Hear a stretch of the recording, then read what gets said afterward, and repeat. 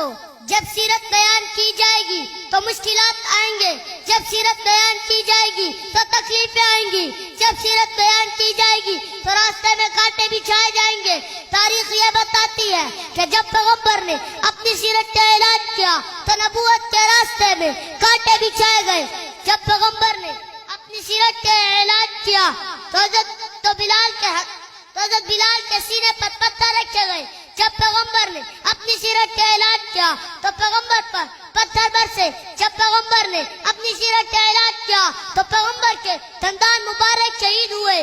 جب پیغمبر نے اپنی سیرت کا اعلان کیا تو حضرت سیدنا ابو فجہ کی پسلیاں ٹوٹی ہیں۔ جب پیغمبر نے اپنی سیرت کا اعلان کیا تو حضرت زنیرہ کی آنکھیں نکلی ہیں۔ جب پیغمبر نے اپنی سیرت کا اعلان کیا تو حضرت لبینہ کی چمڑی ادھیڑ دی گئی۔ جب پیغمبر نے اپنی سیرت کا اعلان کیا تو حضرت بلال کے سینے پر پتھر رکھے گئے۔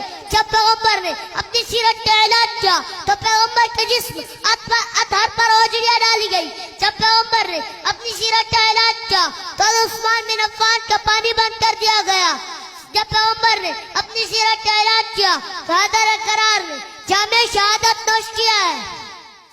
میں اسی سے آگے چلتا ہوں۔ سیرت اپنانے کی پاداش میں امام اعظم ابو حنیفہ کا جنازہ جیل کی کوٹھیوں سے نکلا ہے۔ سیرت اپنانے کی پاداش میں امام مالک کے بازو ٹوٹے ہیں۔ سیرت اپنانے کی پاداش میں مجدد الفسانی مسائل و مشکلات برداشت کرتے ہیں۔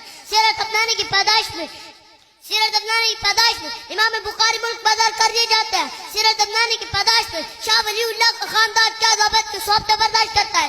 سیرت اپنانے کی پاداش میں شاہ ولی کے میدان میں حافظ رحمت شہید جامع شہادت نوش کرتا ہے۔ سیرت اپنانے کی پاداش میں شاہ اسماعیل شہید بالا کوٹ کے وادیوں میں چاند کا نذرانہ پیش کرتا ہے۔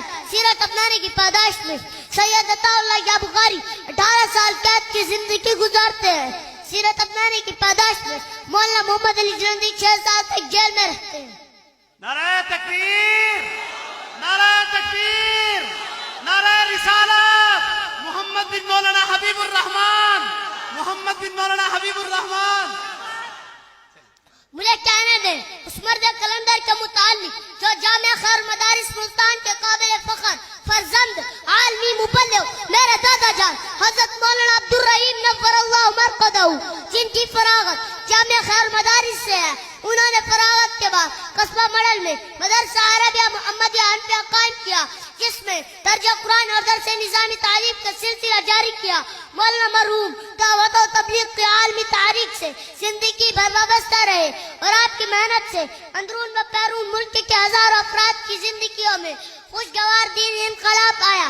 سماعت طالب علمی میں جب آپ کو گھر کی ذمہ داری سونپی گئی تو آپ نے اس کی ترتیب اس طرح بنائی کہ صبح سے عشاء تک اور مدارس میں اسباق پڑھتے، عشاء کی نماز پڑھ کر سائیکل پر سوار ہوتے اور رات کے اندھیرے میں ملتان سے کوئلہ بستی تک تقریباً 35 کلومیٹر سفر طے کر کے گھر پہنچتے۔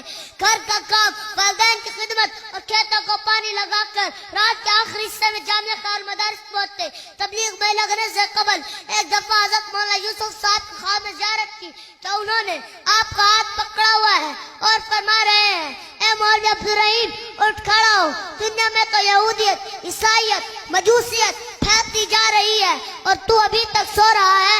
میرے دادا فرماتے تھے کہ اس کے فوراً بعد میری آنکھ کھلی اور میرے پورے جسم پر کپ کپی طاری ہو گئی اور میں تبلیغ مسائل کے لیے چلا گیا۔ نعرہ تکبیر، نعرہ رسالت، نعرہ رسالت۔ حضرت مولانا عبد الرحیم نور اللہ مرقدہ، حضرت مولانا عبد الرحیم نور اللہ مرقدہ۔ میرے دادا محترم کو فارسی اور عربی زبان میں بہت مہارت تھی۔ عرب ملکوں کی ترجمانی کے لیے آپ نہایت اچھے ترجمان تھے۔ ایک مرتبہ انہوں نے کسی آپ کو دین اسلام کی تبلیغ کی تو وہ حضرت کے اس انداز بیان سے اتنا متاثر ہوئے کہ حضرت کو اس پر 10,000 ریال دینا چاہے، جس سے حضرت نے لینے سے انکار کر دیا۔ میں زیادہ تفصیل میں نہیں جانا چاہتا۔ 26 جنوری 2008 کا سورج اہل اسلام کے لیے ایک غمناک خبر لے کر طلوع ہوا کہ تعلیم و تبلیغ کا جامع یا مہتاب دنیا چھوڑ کر اب اپنے رب کے پاس جا رہا ہے۔ نماز جنازہ سے پہلے حضرت مولانا قاری محمد حنیف جالندری صاحب دامت برکاتہم العالیہ نے حضرت کو انتہائی شاندار الفاظ میں خراج عقیدت پیش کی. حضرت کے استاد محترم شیخ الحدیث حضرت مولانا محمد صدیق صاحب رحمت اللہ علیہ نے آپ کی نماز جنازہ پڑھائی. اس شہر میں شاید ہی کوئی گھر ایسا ہو جس میں حضرت نے قرآن سنت کا فیض نہ پہنچایا ہو. اسی طرح قصبہ مڈل کے قرب و جوار کے جتنے بھی گاؤں ہیں کوئی گاؤں بھی ایسا نہیں جس میں حضرت کے شاگرد موجود نہ ہو.